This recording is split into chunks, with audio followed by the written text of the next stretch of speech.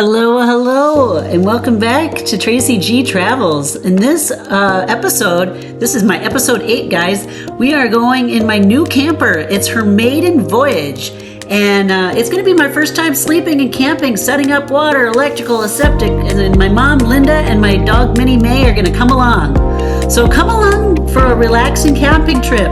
We're actually glamping this time, guys, at Wagner Campground in Barnesville, Minnesota, home of the Potato Days. So in this episode, you can look forward to a quick tour of the town. We're going to take Minnie May for a walk. We're going to watch a sunset. I'm going to tell you how to reclaim your energy and release the negative energy that may have attached to you during the day, during our little time around the fire.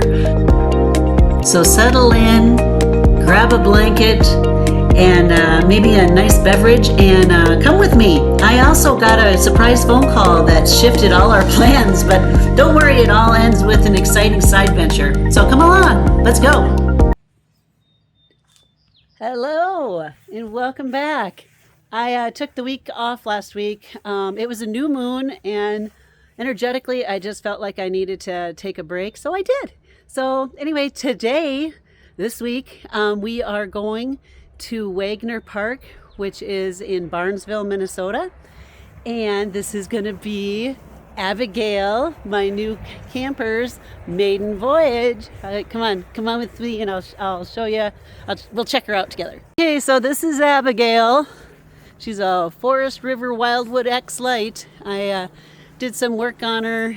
I got the AC working on her right now just to make sure. We're going to have to take down all these, and this is going to be her voyage. So you're going to get to see, my husband's going to come with me, and he's going to make sure, but I'm going to do it all myself. But yeah, that's one reason we picked Wagner Park, because it's not that far for him to come help me set up or watch me set up to make sure I know what I'm doing.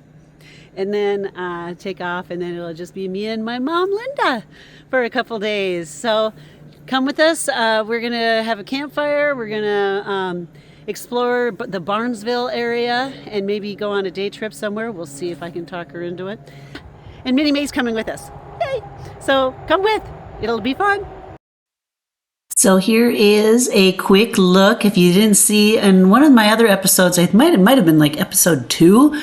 I showed you inside of Abigail here, but let's just refresh your memory, shall we? So that is a Murphy bed, and then there's a bathroom in the back there. There's a TV, a radio, table, fridge, full fridge. Here's the bathroom. Lots of storage, you guys. That thing opens up and it's huge. Also has a full shower and a bunch more shelving in the back right there. And that ended up being our pantry. Okay, and here we are at Wagner Campground in Barnesville, Minnesota. You do need to make reservations for this campground online now if you want an electrical campsite. Thank God my husband figured that out before. I'm used to just coming here and then not really planning, because if you want a tent here, you can basically come and just put your stuff in right there. That's where you check in, that little box that you rewind if you need to see that. And then we found out that our spot was over to the right here. I'm kind of coming in the way we originally came in when we set up the camper. We are going by the dump station on the right there, but the really crazy thing about this campground, guys, every single spot has electric, water, and septic right at your site, so you don't have to use that dumping station. And our spot is up here. See how big it is? It's actually a pretty large campground. The only thing I don't like is that all these spots are pretty close together. So if you want a really fun, quiet experience, go in the back. If you keep looking straight back there, they just don't have electrical. But here I am right here. We had already pulled in and pulled through to get our camp spot, but it was literally just this little wedge of a space. So I don't know, that was the only part I didn't like.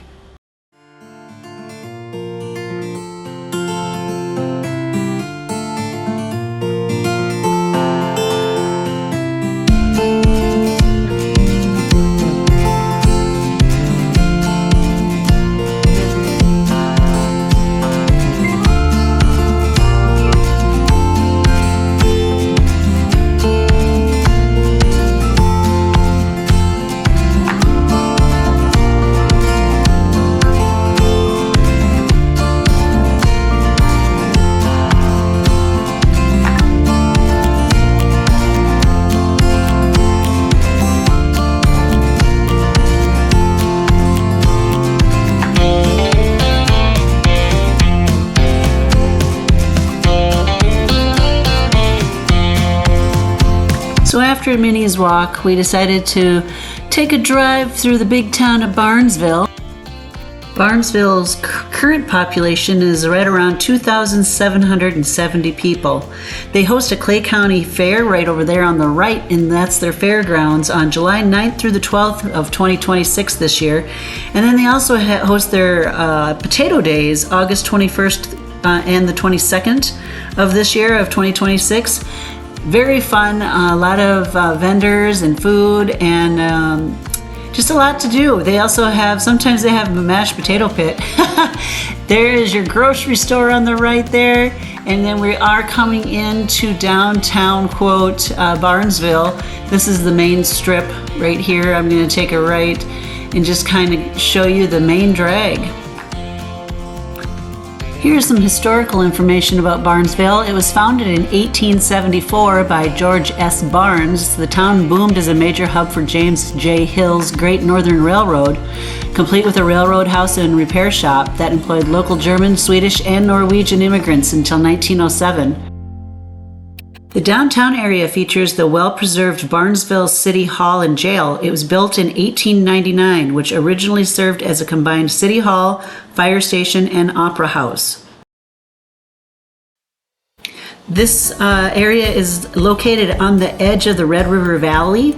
So the town does sit inside the ancient basin of the glacial Lake Agassiz, giving the area its distinctive rich black agricultural soil. It was also a telephone pioneer. In 1901, Barnesville became the first community in Minnesota to operate a municipal telephone system service that still runs today as one of the only two in the state. On the left, you'll see the classical bell tower church. And this one is called the Assumption Catholic Church Parish. Its roots extend back to the late 1800s.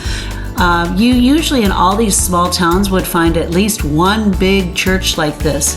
And I think they all kind of popped up around the turn of the century in the late 1800s. Another thing I found out was that the one reason they made the high towers was for communication.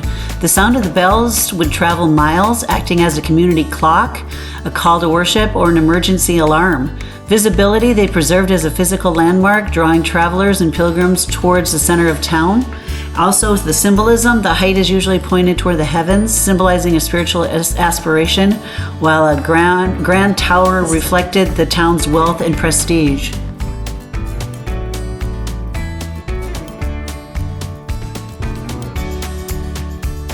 On the other side of the road from that Senex is a dollar store and a liquor store also. I tell you what, guys, if you want to get your greeting cards for cheap, go to a dollar store. Okay, so now we've pretty much made a big circle, and on the right over here is a lake inside Barnesville. It's got a wonderful walking path all the way around it. You see the fountain there, and there's also a little bridge right there that you can go for a really nice walk. Mom and I were gonna go do that. However, we got sidetracked, and this is where my story takes a twist. So right after we got done looking at Barnesville, I got a phone call.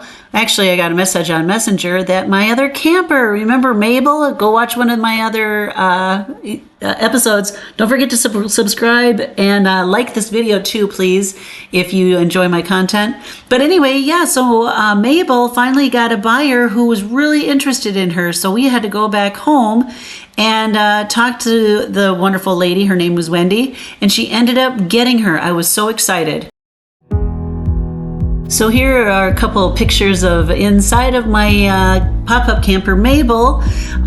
We had to go and show her quick, and there was a rainstorm coming, so we had to do it fast. So we ended up eating supper with my husband, and I made my grilled salmon and cheated and made it on the stove. But then we did decide to go back to Barnesville right after the rainstorm, and I got some really beautiful pictures of the clouds here.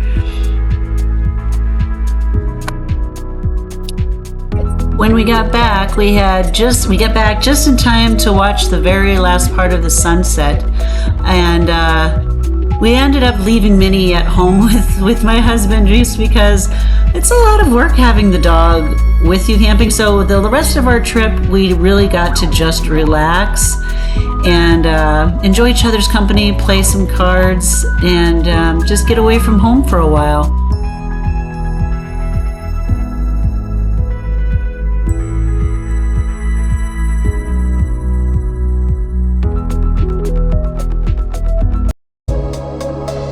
All right, so here is our campfire.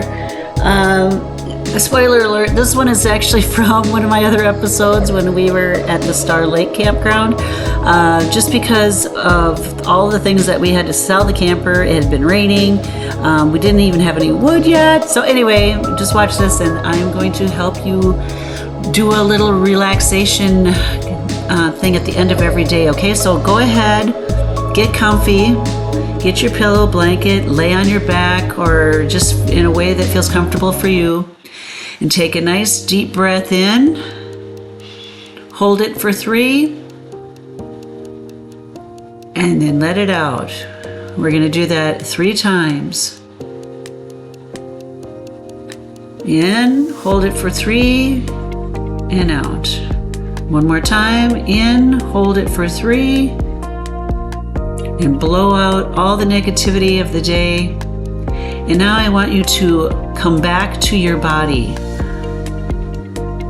Ask all of your energy that has been lost to circumstances, environments, people, places, things to come back to you now. Visualize your energy returning to you as golden strands of alchemized and healed energy coming back to you through your feet or through any of your 7 chakras. Breathe them in, hold them, welcome them back. Now I want you to take another breath and blow out any extra negative thoughts, feelings, emotions, stresses from your day. And now just enjoy the rest of this video.